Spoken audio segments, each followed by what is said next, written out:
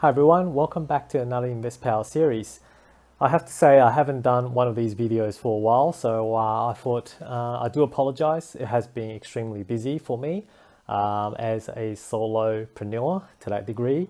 There's been a lot of businesses lately, and that's why it's taking up a lot of my time. So unfortunately, I haven't had much chance to upload a video, but today I do want to do another one, helping investors to determine how much passive income or how much is that total end goal that you should be aiming at. Because a lot of times when people look at buying or accumulating property portfolio, all they're thinking about is they just want to continue to buy when they can afford it, but without an actual end game.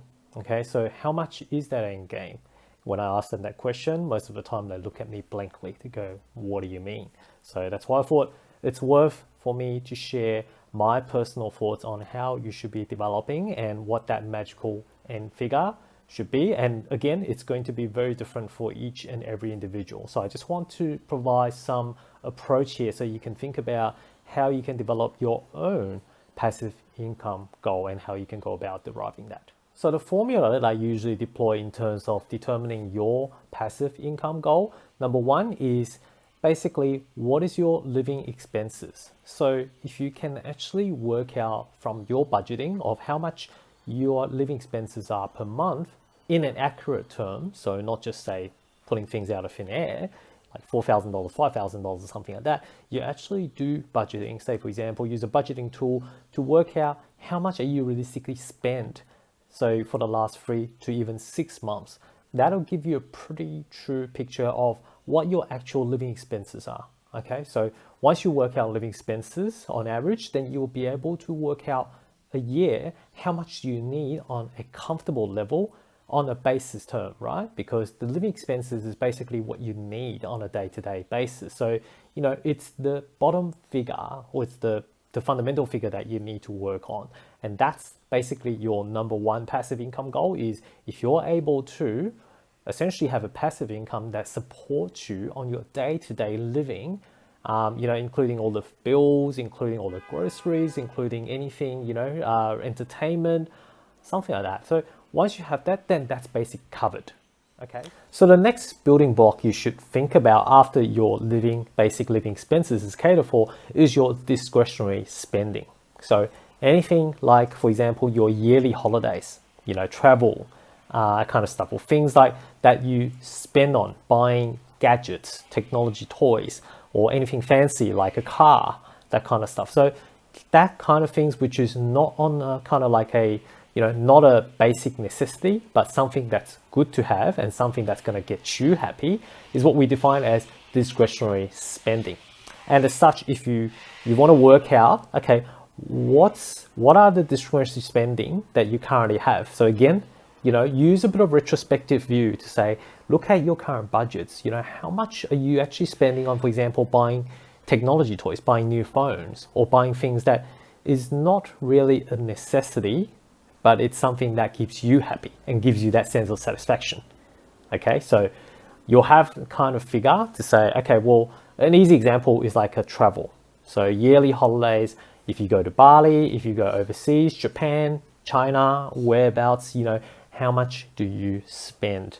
Or have a bit of budget for your travels, have your accommodation, have your you know, have your discretionary spending. So that's an important factor as well for you to think about. So if you got your fundamental basis and then plus that discretionary spending, that kind of forms the basis of what that passive income goal should be, because you certainly want to make sure, if you've got time especially, you will want to have be able to do things that you're not able to when you're locked into a 9-to-5 day job. So usually your discretionary spending is actually going to be higher than what your current discretionary spending are. Okay, so again, take an example. Say for example, your yearly discretionary spending at the moment per month is $2,000. Okay, so you times that by 12 on average, which means it's about 24K. So you got $50,000 basis spending, you got 24K, or maybe just round it up to say 25K. Okay, now that 25K, because if you have time back on your hands, you're going to have a lot more time, and therefore you'll want to be able to spend your time, valuable time, to do things that you love. Okay, so usually what I would suggest is with your discretionary spending, make sure you include an additional buffer, because you're actually going to need more than that. Okay, so as a guidance, I mean, for me personally, and this is definitely not investment or financial advice, I use about 20%. So in this case, 25,000 plus 20% on top, that's basically the discretionary spending that I will want to be able to have. Okay, so that's your discretionary spending figure. Add that on top of the basic figure forms pretty much majority of that. And then on top of that, let's say for example, you might be getting old, you might be retiring around 50, 60, you will have some medical bills as well. Okay, so there will be unexpected things that's happening to your life. Unfortunately, it happens to everyone. So we need to cater for that too, unfortunately as we age. Okay, so include a bit more in terms of what I call a buffer, a contingency.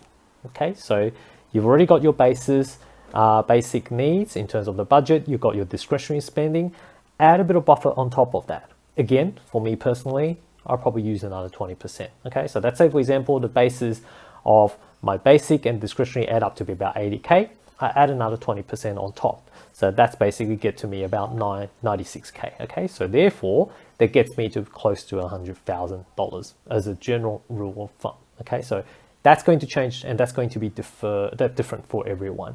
And that's why you probably should sit down and work out your living expenses, look at your spending habits, where are money going, where are money flowing? What did you spend this on? Is this a necessity or is this a discretionary spending? And how are you spending on your holidays, that kind of stuff. So each and every one of us is going to be different. Okay, so I suggest you just to find a time, now that the COVID-19 is here and a lot of people are working from home, probably not a bad time to review your own budget.